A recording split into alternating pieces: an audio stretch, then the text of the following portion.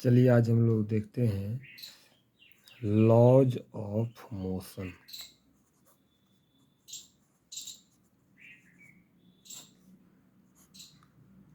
यानी कि इसे भी कह सकते हैं न्यूटन्स लॉज ऑफ मोशन। क्या कहता है ये न्यूटन्स लॉज ऑफ मोशन? सबसे पहला फर्स्ट लॉ ऑफ मोशन ये कहता है any body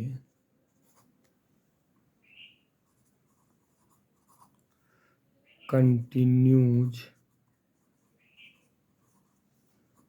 to be in the state of rest or uniform motion until it is acted upon by an unbalanced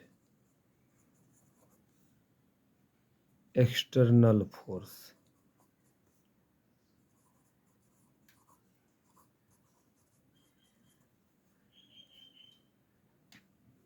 इसका मतलब ये हुआ कि मान लीजिए कि कोई ऑब्जेक्ट है, ये ऑब्जेक्ट मान लीजिए कि अभी है रेस्ट में, और ये ऑब्जेक्ट है जो कि मान लीजिए यूनिफॉर्म मोशन से चल रहा है। यूनिफॉर्म मोशन में है। तो दो ऑब्जेक्ट है, एक है जो कि रेस्ट में है, रेस्ट में है मतलब स्पीड 0 है यहाँ पे इसका, और ये यूनिफॉर्म मोशन है मतलब इसका जो स्पीड है वो कांस्टेंट है।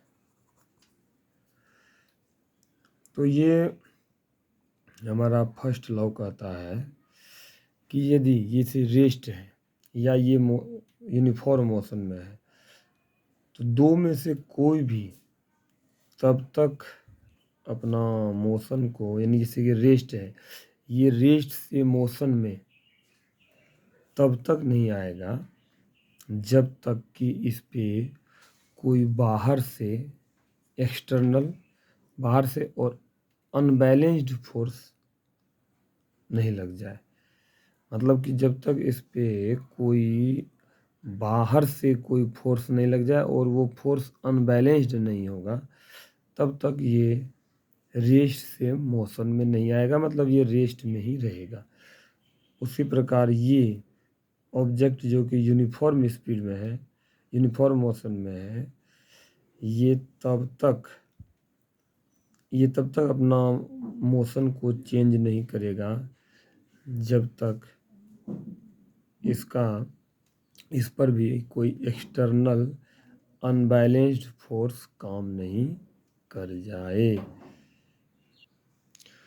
तो कहने का मतलब ये हुआ कि ये दोनों ही जो सिचुएशन है, दोनों जो अवस्थाएं हैं ऑब्जेक्ट की, ये तब तक चेंज नहीं होगा जब तक कि इस दोनों पे कोई एक्सटर्नल अनबैलेंस फोर्स नहीं लग जाए। तो देखिए इससे दो बात पता चलता है।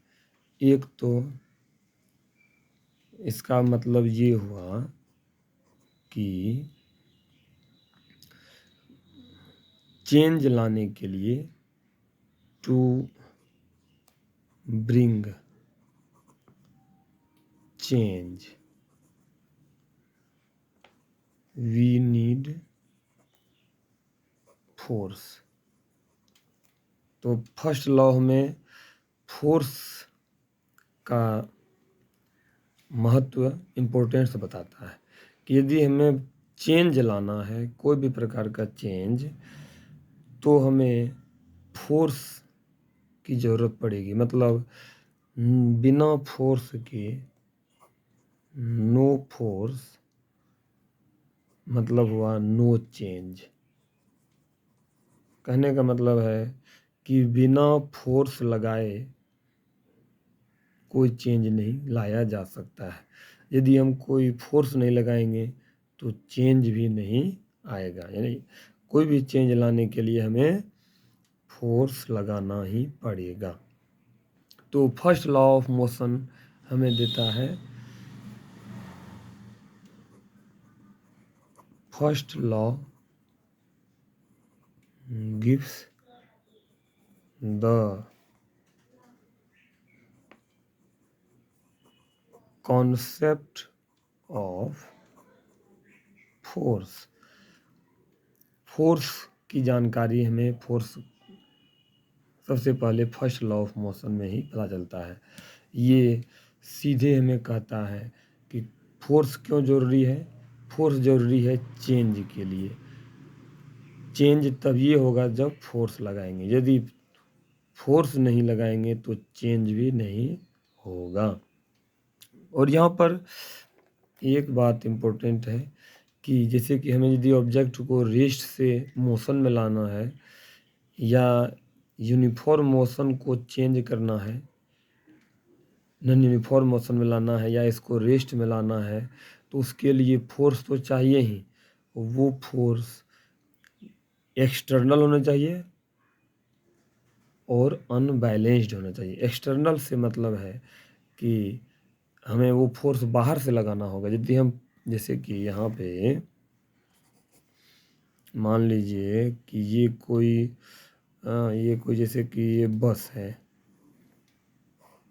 मान लीजिए ये कोई बस है और ये जा रही है। तो यदि इस बस में है कोई पैसेंजर जो है अंदर से इसको धक्का दे, मान लीजिए बस मान लीजिए अभी रुकी हुई है, यदि कोई अंदर से इसको बस को फोर्स लगाए तो ये बस में कोई मोशन नहीं आएगा। इसीलिए जब भी हमें बस को, रुके हुए बस को धक्का देना होता है तो हम उसको कहाँ से लगाते हैं, उसको बाहर से फोर्स लगाना पड़ता है। इंटरनल फोर्स का कोई रिजल्ट नहीं। एक्सटर्नल जब बाहर से लगाएंगे तब बस जो है मूव करेगा। तो ये मतलब है एक्सटर्नल का। मतलब कि इंटरनल अंदर से लगाया हुआ फोर्स हमें मोशन नहीं देगा। और अनबैलेंस्ड का मतलब ये है कि जैसे कि मान लीजिए यहाँ पे ये एक ऑब्जेक्ट है, मान लीजिए इधर से हम 10 न्यूटन का फोर्स लगाएं और इधर से भी 10 न्यूटन का फोर्स लगा दें। मान लीजिए एक है नॉर्थ एक है साउथ और दोनों इक्वल फोर्स लग रहा है, तो ये 10 न्यूटन साउथ और 10 न्यूटन नॉर्थ दोनों मिल करके हो जाएगा, रिजल्ट हो जाएगा 0। रिजल्ट हो जाएगा 10 - 10 = 0। ये बैलेंस्ड फोर्स हो गया। और ऐसे में ना तो ये बॉल इधर जा पाएगा ना इधर, बॉल पे कोई मोशन नहीं होगा। तो बॉल पे मोशन कब होगा, यदि इसमें फोर्स के अमाउंट को एक तरफ अनबैलेंस कर दे। जैसे इधर से 10 न्यूटन मान लिए लगा रहे हैं, यदि ये सिंगल फोर्स है 10 न्यूटन का तो भी ये मूव कर सकता है। या फिर मान लीजिए दोनों तरफ से फोर्स लग रहा है, इधर से लगा दें हम 15 न्यूटन का, तो यहाँ पर रिजल्ट हो जाएगा हमारा 15 - 10 यानी कि 5 न्यूटन। तो यहाँ रिजल्टेंट 0 नहीं है, तो ये अनबैलेंस्ड फोर्स हुआ। और ऐसे केस में ये जो बॉल है ये इस डायरेक्शन में जिधर से 15 न्यूटन लगा है मूव कर सकता है। तो ये था हमारा फर्स्ट लॉ ऑफ मोशन।